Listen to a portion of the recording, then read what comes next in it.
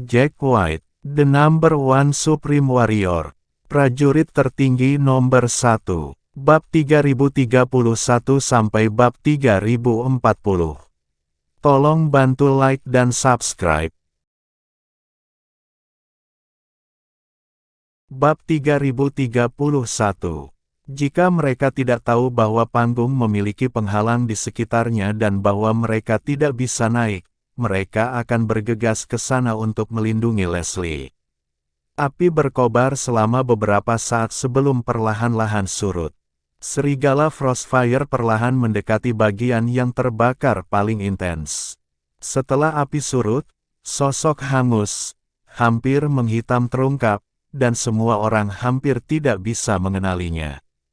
Saat pemandangan itu terdaftar, mereka bahkan lupa bernapas.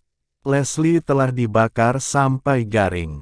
Melihatnya, tidak ada keraguan bahwa dia telah meninggal. Teriakan kaget dan kesakitan bisa terdengar di tribun penonton. Semua orang menoleh untuk melihat sumber suara itu, dan mereka melihat bahwa tempat para murid paviliun rusa berkumpul terdengar dengan tangisan. Mereka tahu betul bahwa Leslie sudah mati. Itu terlalu tak terduga. Semuanya terjadi begitu cepat, begitu banyak sehingga mereka tertangkap basah. Mereka tidak menyangka kekuatan binatang itu begitu besar sehingga membakar Leslie hidup-hidup. Bahkan mayat Leslie dimutilasi. Ya ampun, binatang itu sekuat itu.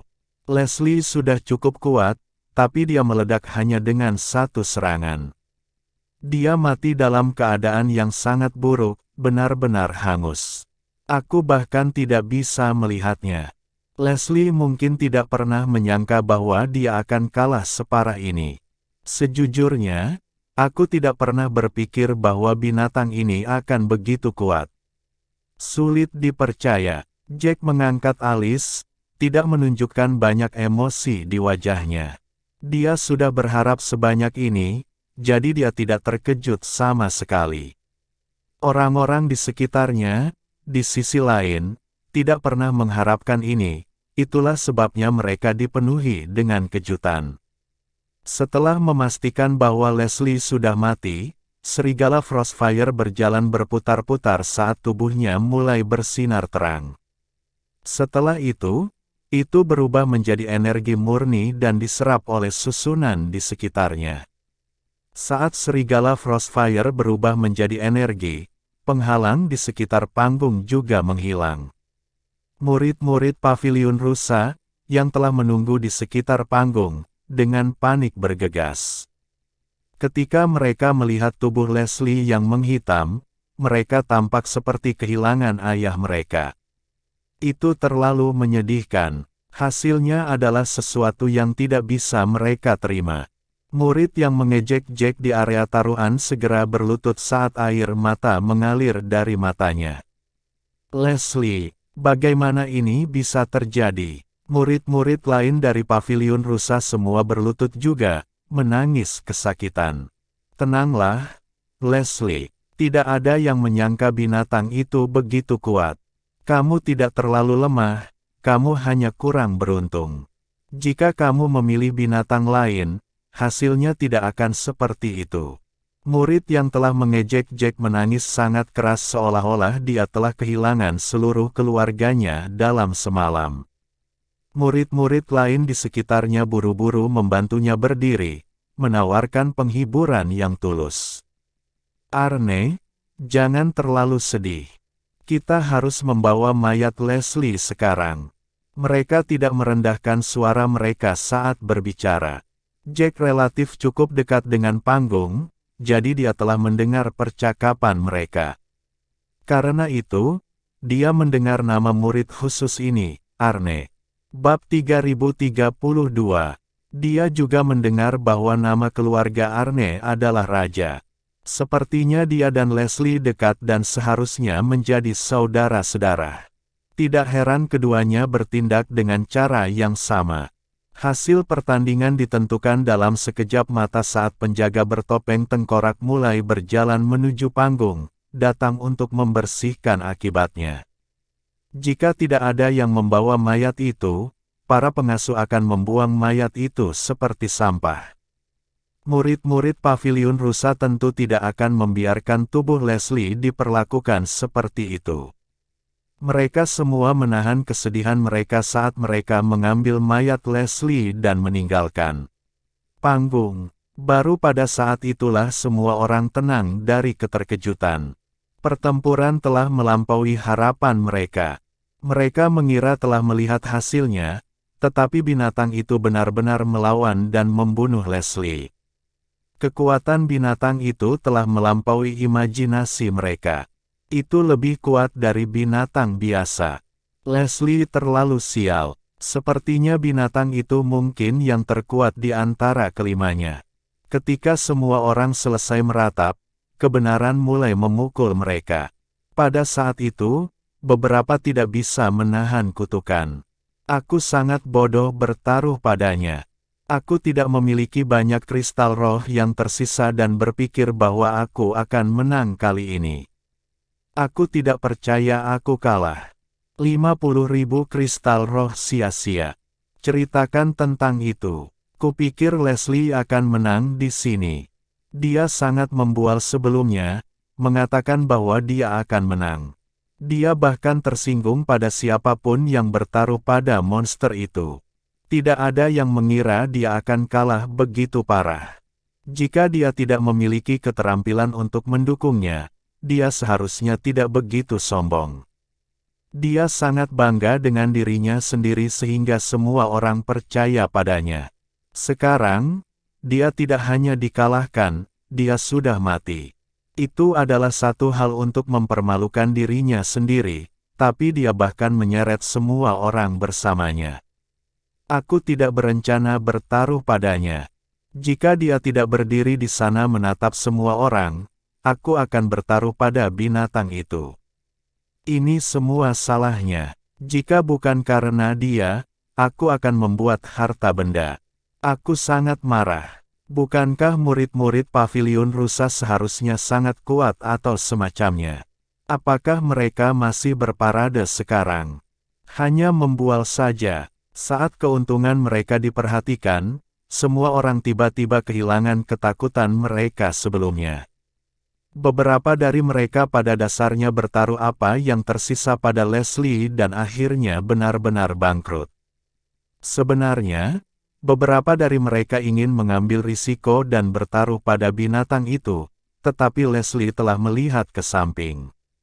Siapapun yang bertaruh pada binatang itu akan berakhir diolok-olok dan dihentikan jika latar belakang mereka tidak cukup kuat. Mereka dipaksa untuk tetap diam saat mereka bertaruh pada Leslie, tetapi tidak ada yang menyangka bahwa hasilnya akan seperti ini. Beberapa orang mengerutkan kening karena marah. Leslie terlalu penuh dengan dirinya sendiri sebelumnya, yang sudah membuat semua orang tidak senang. Selain itu, Leslie telah menyebabkan mereka merugi, jadi semua orang tiba-tiba meledak marah. Karena Leslie sudah mati, tidak ada alasan bagi mereka untuk mengutuknya. Semua kesalahan akhirnya didorong ke Paviliun Rusa sebagai gantinya ketika beberapa orang mulai meneriaki murid-murid Paviliun Rusa. Kalian murid Paviliun Rusa hanya pandai membual. Kami kehilangan semua kristal roh kami berkat dia. Kamu harus membayar kami kembali. Itu benar, mereka seharusnya membayar kita kembali. Mereka sangat membual sebelumnya dan membuat semua orang bertaruh pada Leslie. Dia bahkan tidak sekuat itu. Dia terbunuh oleh binatang itu dalam satu serangan, dan dia menyebut dirinya murid terpilih dari Rusa Paviliun. Dia bilang dia akan menang. Sungguh lelucon. Beberapa dari mereka memburu Paviliun Rusa untuk membayar mereka kembali. Beberapa prajurit telah kehilangan seluruh kekayaan mereka karena taruhan ini. Karena kepercayaan mereka bahwa Leslie akan menang, mereka telah kehilangan semua kristal roh mereka. Bab 3033. Menghadapi kerumunan, para murid Paviliun Rusa gemetar karena marah. Mereka merasa seperti semua orang membuat mereka kesulitan tanpa alasan. Pada saat itu, Arne sangat emosional. Lagi pula, Leslie telah meninggal dengan kematian yang begitu mengerikan. Dengan demikian, dia adalah orang pertama yang terlibat secara verbal dengan orang banyak. Kamu bodoh, bodoh. Kamu adalah orang-orang yang bertaruh dengan sangat panik. Apakah kami memaksamu untuk memasang taruhanmu? Kamulah yang memilih siapa yang akan bertaruh, jadi apa hubungannya dengan kami? Saat dia mengatakan itu seperti dia telah melemparkan es ke dalam panci berisi minyak mendidih, dan tiba-tiba meledak. Beberapa prajurit sangat emosional sehingga mereka mulai bertengkar dengan paviliun rusa. Beraninya kamu mengatakan itu. Pilihan ada di tangan kita, katamu. Bukankah kamu berdiri di sana dan menatap, mengejek siapapun yang bertaruh pada binatang buas? Setelah Arne mendengar tuduhan ini, dia tertawa dingin ketika dia berkata dengan jijik, kami hanya mengatakan yang sebenarnya. Kami tidak pernah memaksamu untuk memilih Leslie. Pada akhirnya, kamulah yang mengeluarkan kristal rohmu dan bertaruh pada Leslie. Siapa yang harus disalahkan? Anda seharusnya melawan kami jika Anda bisa. Saat dia mengatakan itu, beberapa orang hampir memuntahkan darah karena frustrasi. Orang ini melewati batas. Dia sebenarnya menuduh mereka tidak cukup tegas dan tidak melawan. Arne pada dasarnya mengatakan bahwa paviliun rusa tidak pernah secara fisik memaksa mereka untuk memilih Leslie, dan bahwa merekalah yang memasang taruhan pada akhirnya. Dia pada dasarnya mengatakan bahwa paviliun rusa tidak bisa disalahkan atas apapun. Bahkan bibir Jack berkedut putus asa setelah mendengar itu sementara Rudy mulai gemetar karena marah. Seluruh tubuhnya mulai kaku. Rudy berbalik untuk melihat Jack. Orang-orang ini terlalu berlebihan, terutama orang Arne itu. Bagaimana dia bisa mengatakan semua itu? Dia menyalahkan orang lain. Bahkan jika mereka tidak secara langsung memaksa orang lain untuk memilih Leslie secara fisik, mereka berdiri di samping dan mengancam mereka yang berlatar belakang lebih rendah. Jika bukan karena itu, beberapa dari mereka akan memilih berbeda. Bukankah mereka mengancam kita saat itu? Mereka tercela. Rudy benar-benar merasa orang-orang itu benar-benar tidak tahu malu dan tercela. Bahkan pada keadaan ini, mereka masih bisa mengatakan hal-hal seperti itu. Mereka mengandalkan hukum dunia berputar. Tidak peduli seberapa marahnya para prajurit di tribun, mereka tidak bisa berbuat apa-apa. Pria berkumis yang duduk di sebelah Jack benar-benar merah karena marah. Dia mengertakkan gigi dan tampak seperti dia akan bergegas ke depan. Namun, dia tidak bisa berbuat apa-apa. Dia berteriak, "Orang-orang bodoh yang tercela ini. Mereka harus pergi ke neraka. Jika kita bisa menyerang mereka, tidak ada yang bisa menghentikan diri mereka sendiri." Paviliun rusa, klan kelas 7 teratas. Kami tidak peduli lagi. Mereka terlalu tak tahu malu. Beberapa dari mereka tidak dapat menahan diri untuk menggunakan Jack sebagai contoh. Seorang pria berjubah abu-abu, yang duduk di depan Jack, tiba-tiba berdiri dan menunjuk ke arah Jack.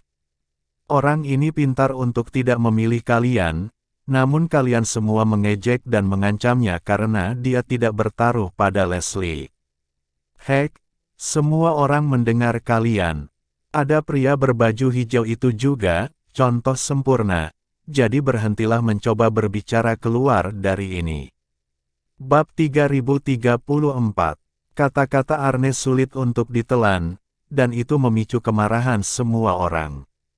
Semua orang mulai merasakan kemarahan yang benar.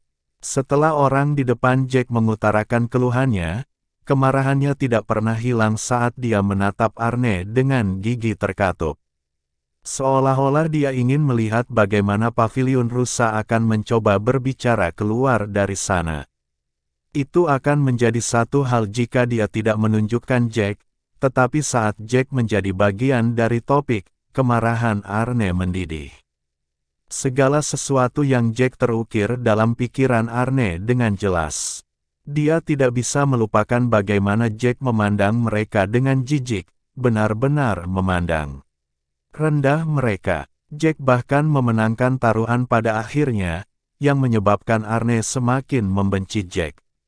Dia menyipitkan matanya, berbalik untuk melihat Jack. Siapapun bisa melihat racun di matanya. Dia tampak seperti ular, siap menyerang kapan saja. Arne mendengus. Orang ini hanya berpura-pura sebelum ini. Aku tidak percaya kalian semua tidak tahu. Bahkan jika dia menang, itu semua karena dia beruntung. Dia hanya bersikeras mencoba melawan arus untuk membuat dirinya menonjol. Sama sekali tidak meyakinkan untuk menggunakan dia sebagai contoh. Konfliknya dengan kita sebelum ini hanya untuk membuat dirinya dikenal.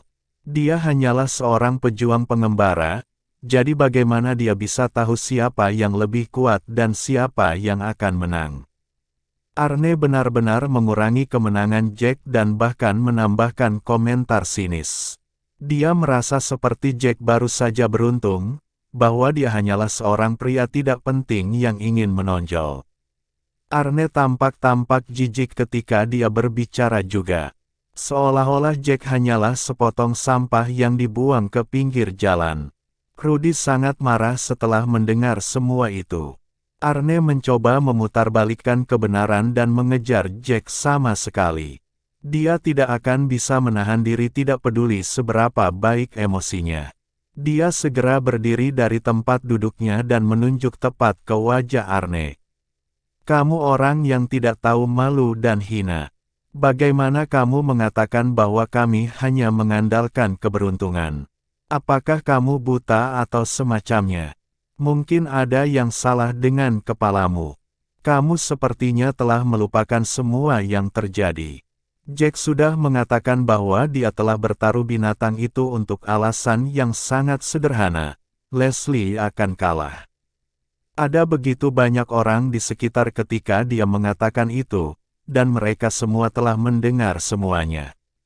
Kamu berdiri di dekatnya, jadi tidak mungkin kamu tidak mendengarnya. Rudy merasa seperti akan sakit karena marah sendirian. Dia telah bertemu banyak orang yang membuatnya jijik sebelumnya, tetapi tidak satu pun dari mereka yang bisa menggulingkan Arne. Arne tidak hanya menjijikkan tetapi juga memberontak. Dia adalah pria yang tidak tahu apa-apa selain memfitnah orang lain.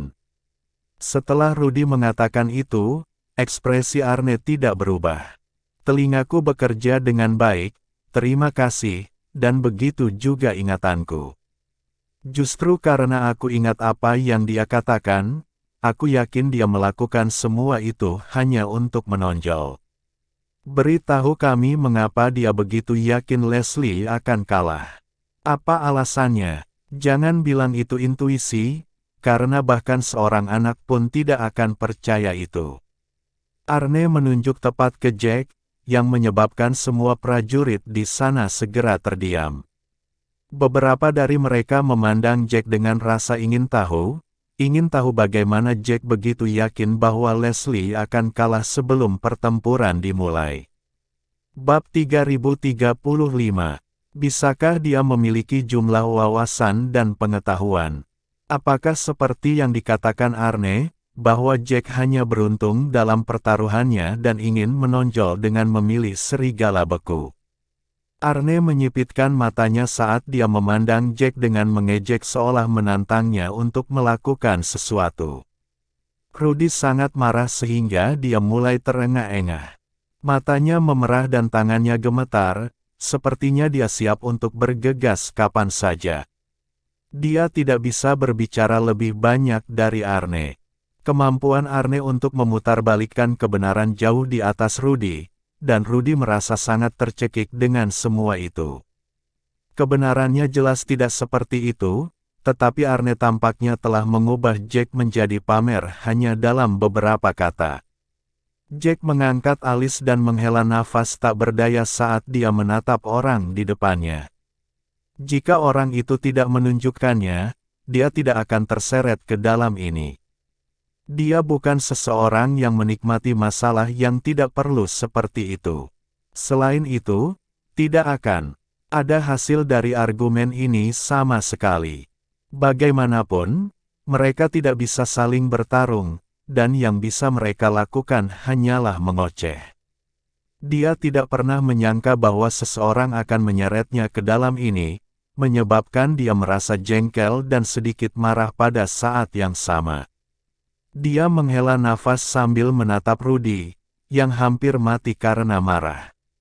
Dia tahu bahwa mungkin akan ada kata-kata yang lebih menjijikkan lagi jika dia tidak mengatakan apa-apa. Jack tidak takut akan masalah. Dia mengulurkan tangan dan meraih lengan Rudy, menarik Rudy kembali.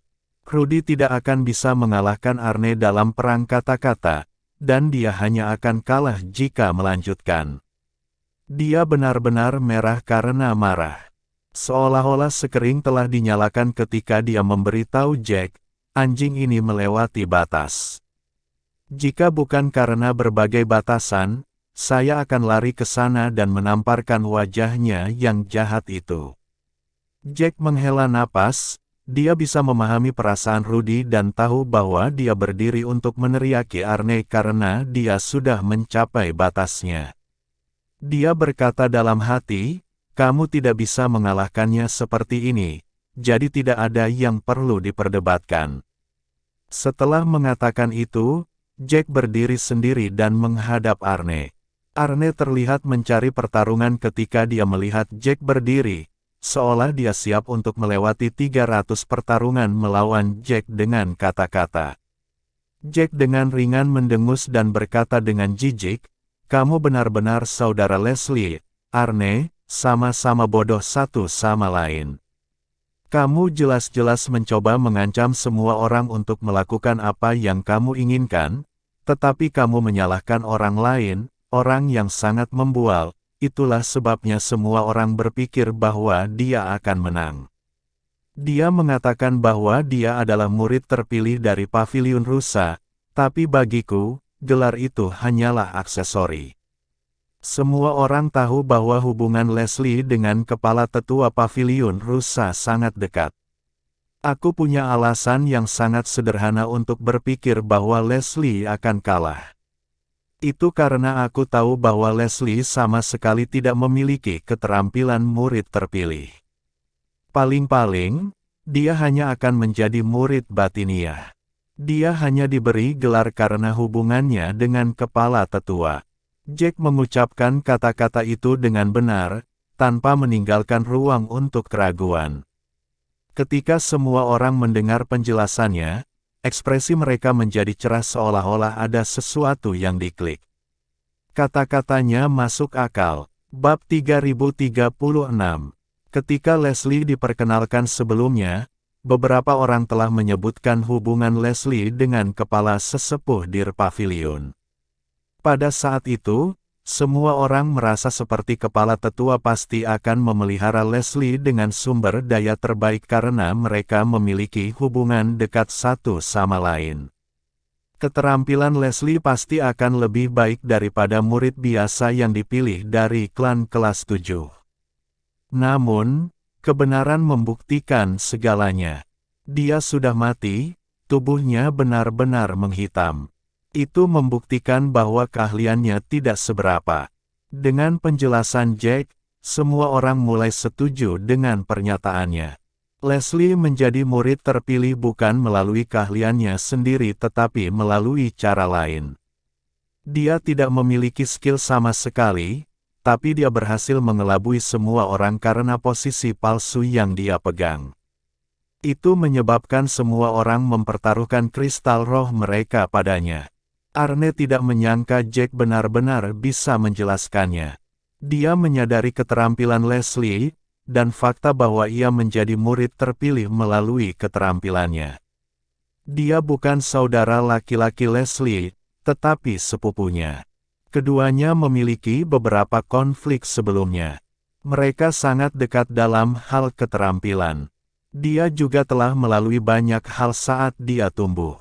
Bahkan jika mereka terkait dengan kepala tetua dan memiliki akses ke sumber daya yang lebih baik daripada rakyat biasa, itu tidak berarti bahwa mereka menjadi murid terpilih melalui cara yang tidak sah. Jika kepala sesepuh berani melakukannya, maka posisinya akan dipertaruhkan. Kepala tetua pasti tidak akan melakukan sesuatu untuk membahayakan prospeknya sendiri seperti itu. Kali ini, giliran Arne yang sangat marah. Dia menatap Jack dengan mata melebar dan berkata, "Kamu mengatakan omong kosong." Leslie sampai ke tempat dia berada melalui kerja kerasnya. Dia menjadi murid pilihan melalui keahliannya sendiri. Rekan-rekan muridku bisa menjamin itu. Mendengar apa yang dia katakan, Jack dengan dingin tertawa. Kalian semua dari klan yang sama, kalian secara alami akan saling melindungi.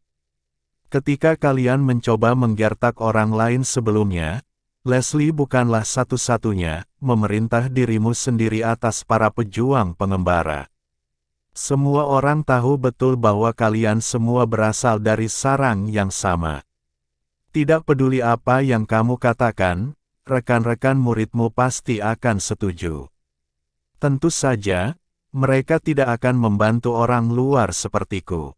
Arne sangat marah sehingga mulutnya mulai bergetar. Dia merasa seperti terjebak tanpa jalan keluar.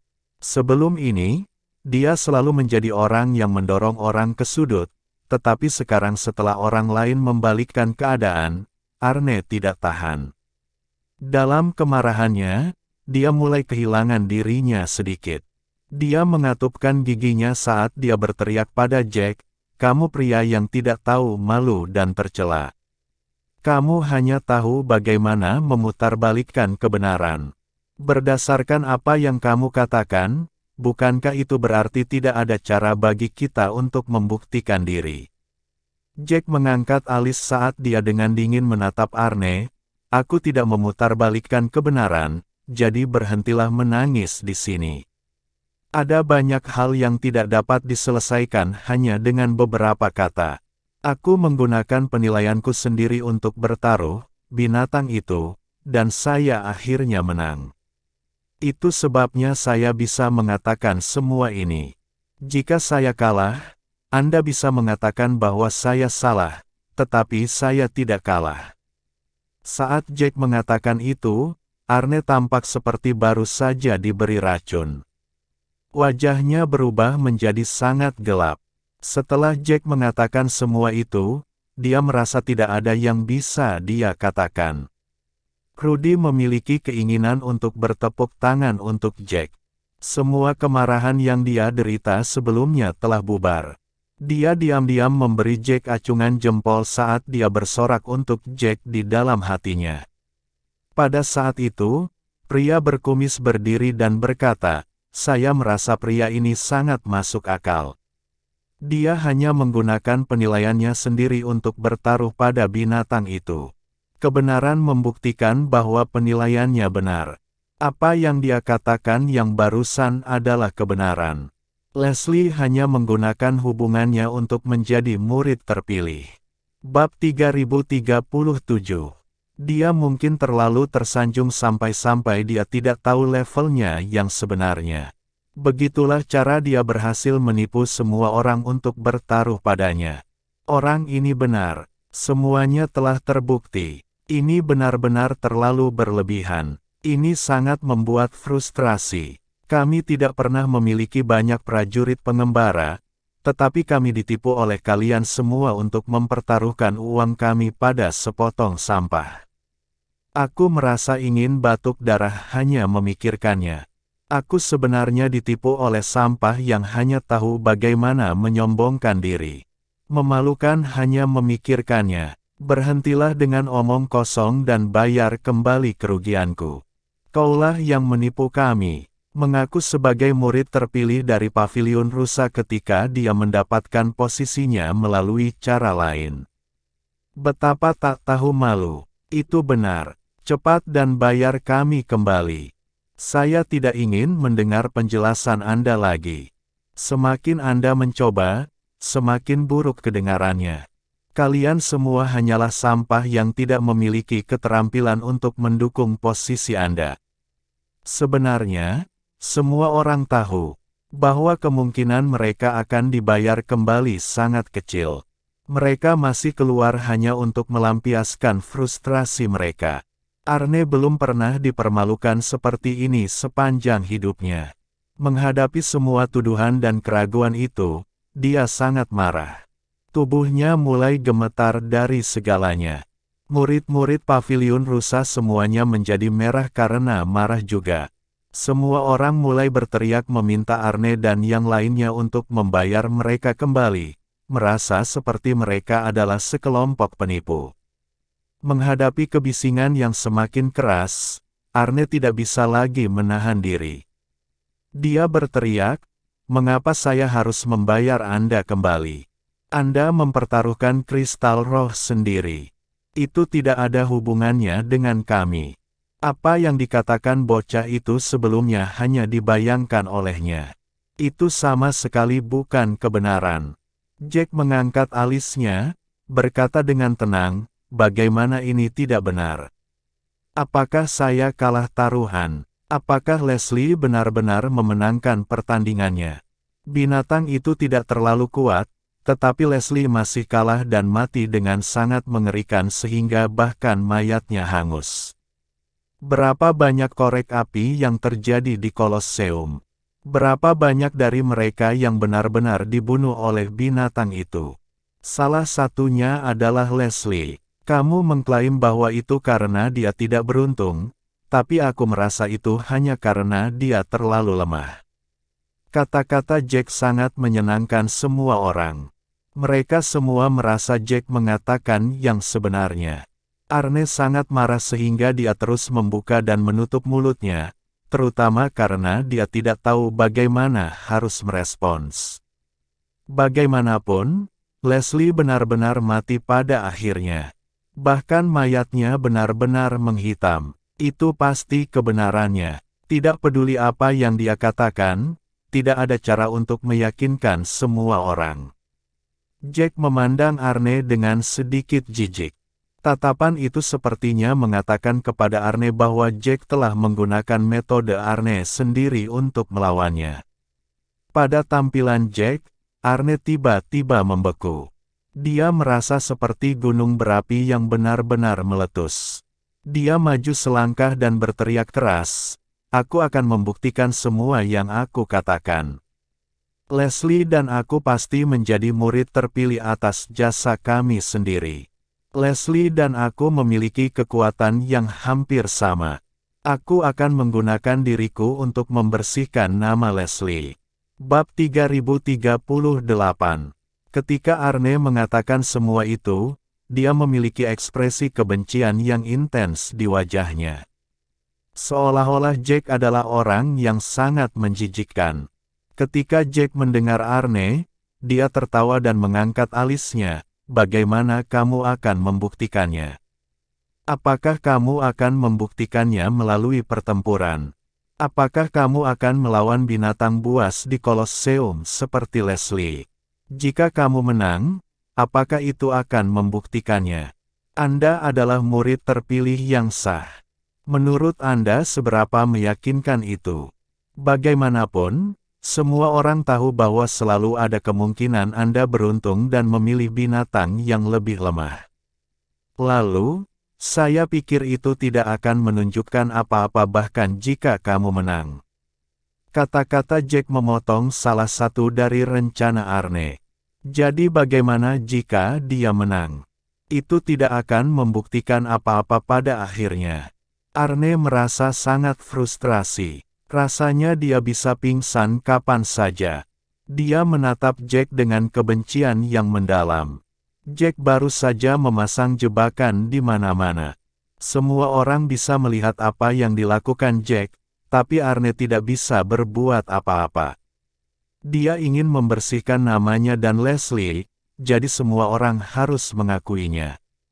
Bahkan jika tidak semua orang melakukannya, dia setidaknya membutuhkan mayoritas. Namun, kata-kata Jack telah membuat segalanya menjadi lebih sulit baginya. Arne mengambil napas dalam-dalam saat matanya semakin melebar, sedemikian rupa sehingga mereka mengancam akan keluar dari rongganya.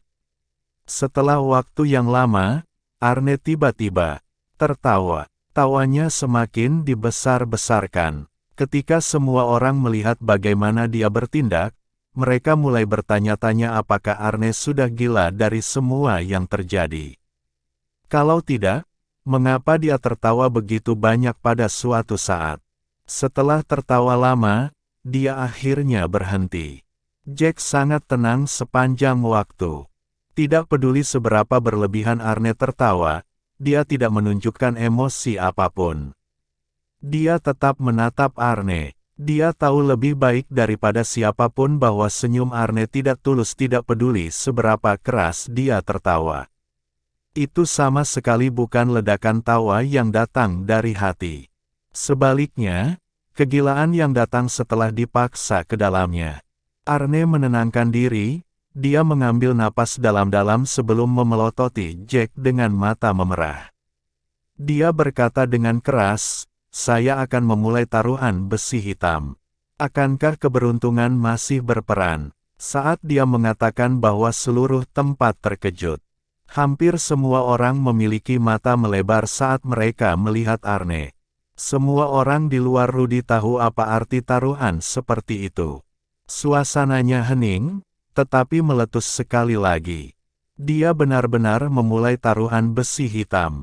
Sepertinya dia sudah gila, bahkan mempertaruhkan nyawanya. Dia mencoba membersihkan nama Leslie. Sepertinya tidak ada cara lain untuk membersihkan namanya jika dia tidak memulai taruhan besi hitam. Dia harus bertarung 3 pertandingan terus-menerus dan memenangkan semuanya. Sudah lama sejak 100 Beast City dibuka, tetapi jumlah orang yang mendapatkan medali besi hitam dapat dihitung dengan satu tangan. Sepertinya Arne benar-benar telah dipaksa dengan cara gila untuk membuktikan dirinya. Dia bertindak terlalu jauh. Jika dia tidak beruntung, dia mungkin akan mati seperti Leslie. Dia mungkin akan mati sama parahnya. Mempertaruhkan nyawanya untuk beberapa kehormatannya, apakah itu benar-benar sepadan? Bab 3039. Saya pikir itu layak. Jika mereka tidak benar-benar menjadi murid terpilih melalui cara yang tidak sah, mereka pasti tidak akan bisa menelan tuduhan ini. Dia harus membuktikan dirinya dengan pasti. Setelah mendengar semua itu, Rudy sangat bingung. Apa yang mereka maksud dengan memenangkan 3 pertandingan berturut-turut? Apa itu taruhan besi hitam? Apa hubungannya dengan medali besi hitam? Dia telah mendengar dari Jack bahwa mendapatkan lencana besi hitam berarti Anda harus memenangkan 3 pertandingan berturut-turut. Bahkan mengetahui bahwa dia tidak tahu apa arti taruhan besi hitam. Karena itu taruhan, mengapa harus melibatkan medali? Namun, Jack tidak punya waktu untuk menjelaskan apapun kepadanya saat itu. Ketika Arne dengan sombongnya mengatakan bahwa dia akan memulai taruhan besi hitam, ekspresi Jack segera berubah. Dia memiliki senyum di wajahnya, tetapi sifat mengejek dari senyum itu jelas bagi siapapun. Jack mengangkat alisnya dan berkata, "Memulai taruhan besi hitam benar-benar akan membersihkan namamu dan saudaramu yang telah meninggal. Ini akan membuktikan bahwa kalian berdua benar-benar mendapatkan tempatmu sebagai murid terpilih. Namun, kamu tidak dapat mundur setelah kamu memulainya. Apakah Anda yakin dapat memenangkan 3 pertandingan berturut-turut? Apakah Anda dapat meninggalkan panggung hidup-hidup?" Saat Jack mengatakan itu, Arne tiba-tiba mengangkat kepalanya dan dengan dingin menatap Jack. "Berhentilah memandang rendah orang lain. Karena aku telah memutuskan untuk melakukan taruhan besi hitam, itu berarti aku yakin bahwa aku akan menang. Aku tahu mengapa Anda mengatakan semua ini. Anda ingin saya mundur dan tidak punya cara untuk membersihkan nama saya. Saya katakan, saya menolak. Singkirkan rencana kecil Anda. Saya ingin semua orang tahu seberapa banyak lelucon Anda sebelumnya, kata-kata itu. Kamu hanya pria tidak penting yang memenangkan taruhan melalui sedikit keberuntungan. Senyum Jack tetap di wajahnya, tidak memiliki bantahan untuk kata-kata itu. Jack hanya berdiri diam di samping. Rudy yang duduk di sebelah Jack sangat penasaran setelah mendengar apa yang dikatakan Jack. Yang lain tidak mengenal Jack, tetapi setelah sekian lama bersamanya, Rudy sangat memahami Jack. Dengan keadaan Jack, tidak mungkin Jack mengatakan semua itu. Dalam hati Jack, semua yang sebelumnya tidak perlu. Bahkan jika dia ingin membuat marah pihak lain, dia tidak akan melakukannya dengan menawarkan nasihat. Dia sebenarnya telah menyarankan Arne untuk tidak memulai taruhan besi hitam dan bahkan menyoroti hal-hal negatif dari taruhan tersebut. Itu terlalu berbeda dari cara Jack biasanya bertindak. Namun, bahkan jika dia memiliki beberapa kecurigaan, dia tidak bisa hanya menyuarakannya pada saat itu. Karena dia telah mengatakan semua itu, Jack secara alami memiliki rencananya sendiri. Dengan hatinya yang sudah siap, Arne mungkin berpikir bahwa tidak ada lagi alasan untuk terus berbicara dengan Jack. Dia duduk kembali dan membuang muka, tidak lagi menatap Jack. Hanya saja, kemarahan dan kebencian di wajahnya tidak berkurang sama sekali. Jack mengangkat alisnya saat dia berbalik dan duduk kembali di tempat aslinya. Pada saat itu, panggung sudah dibersihkan. Itu tampak seperti baru. Semua jejak pertempuran sebelumnya telah menghilang. Pertandingan berikutnya sudah dimulai, hanya saja semua orang terlalu sibuk dengan paviliun rusa untuk diperhatikan.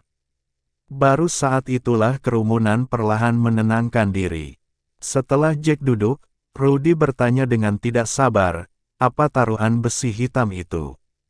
Apa hubungannya dengan medali besi hitam? Mengapa dia harus memenangkan 3 pertandingan berturut-turut? Aku tidak bisa mengerti semua yang dikatakan tadi, sekarang sama sekali. Cepat jelaskan padaku. Aku merasa sangat frustrasi. Bab 3040. Jack mengangguk, tersenyum ketika dia menjelaskan, ketika kita baru saja memasuki kota, kebetulan ada seseorang yang berjalan dengan medali besi hitam. Mereka yang memenangkan medali disebut prajurit besi hitam. Ketika prajurit normal melihat prajurit besi hitam, mereka memberi jalan padanya. Meskipun mereka pasti sedikit cemburu, mereka sebagian besar dipenuhi dengan rasa hormat. Jika yang dibutuhkan hanya memenangkan 3 pertandingan berturut-turut secara normal, mereka tidak akan begitu hormat. Rudy bahkan lebih bingung lagi, tapi dia tidak menyela Jack, dan diam-diam mendengarkan. Jack melanjutkan menjelaskan, saya mengatakan begitu banyak hanya untuk menunjukkan kepada Anda bahwa mendapatkan medali besi hitam adalah sesuatu yang sangat sulit. Untuk mendapatkan medali besi hitam, Anda harus memulai taruhan besi hitam sebelum pertempuran. Taruhan besi hitam adalah taruhan naik level. Batas atas taruhan dinaikkan menjadi 1 juta kristal roh dari 50.000. Setelah mendengar itu, mulut Rudy melebar kaget. Dari 50.000 menjadi 1 juta. Itu adalah lompatan besar. Rudy sama sekali tidak menyangka. Tidak heran itu disebut taruhan besi hitam. Bahkan bagi para pejuang kaya dari klan kelas tinggi, 1 juta kristal roh bukanlah hal yang mudah. Lagi pula, itu jelas bukan jumlah yang kecil. Rudy bergumam, kalau begitu kau benar-benar akan bangkrut jika kalah. Sebagai seorang alkemis, Rudy lebih kaya dari prajurit biasa. Namun, bahkan setelah mengumpulkan begitu banyak kekayaan, masih tidak mungkin dia akan mengeluarkan 1 juta kristal roh sekaligus. Jumlah itu cukup untuk benar-benar mengeringkan Rudy. Memikirkan itu, dia bergidik. Jack melanjutkan menjelaskan, Memulai taruhan besi hitam akan memungkinkan Anda untuk mendapatkan medali besi hitam setelah memenangkan 3 putaran berturut-turut. Pertandingan normal tidak akan pernah memberi Anda medali besi hitam. Saat Anda memulai taruhan, Anda tidak akan diizinkan turun dari panggung kecuali Anda memenangkan 3 pertandingan berturut-turut. Rudy mengerutkan kening dan berkata, "Jadi maksud Anda, bahkan jika Anda terluka setelah memenangkan 1 pertandingan, Anda harus terus maju. Anda harus melanjutkan 2 pertempuran berikutnya. Hanya dengan menyelesaikan 3 pertandingan dan memenangkan semuanya, apakah kamu akan diizinkan pergi?" Jack mengangguk. Rudy semakin pintar. Dia baru saja menawarkan beberapa petunjuk, dan Rudy segera memahami aturannya. Rudy menghela nafas dan menjawab dengan serius, "Kalau begitu kemungkinan matinya pasti terlalu tinggi. Akan dianggap bagus jika bahkan setengah dari orang yang memulai taruhan seperti itu selamat." Jack mengangguk, mengacungkan 3 jari, "Kamu terlalu optimistis memikirkannya. Dari 10 orang yang memulai taruhan besi hitam, hanya 3 yang selamat. Itu berarti ada kemungkinan 70% untuk mati." Bibir Rudy berkedut, hanya menyisakan keterkejutan di hatinya. Tidak heran semua orang bereaksi seperti itu setelah mendengar bahwa Arne akan memulai taruhan besi hitam. Disitulah masalahnya. Untuk membersihkan namanya, Arne berencana untuk tidak pernah turun dari panggung kecuali dia meninggal. Itu cukup untuk menunjukkan seberapa percaya diri Arne pada dirinya sendiri, atau Arne tidak akan pernah memulai taruhan itu. Rudy mengerjap sambil berkata dengan penuh semangat, "Taruhan besi hitam adalah sesuatu yang baik untuk kita. Kita bisa bertaruh 1 juta kristal roh. Jika peluangnya bagus, kita mungkin bisa memenangkan beberapa juta sekaligus." Meskipun dia tidak tahu mengapa Jack membutuhkan begitu banyak kristal roh, Rudy akan tetap dengan tulus bahagia untuk Jack jika mereka menang dan mendapatkan lebih banyak kristal roh. Jack mengangguk, "Ini jelas hal yang baik untuk kita." Bersambung.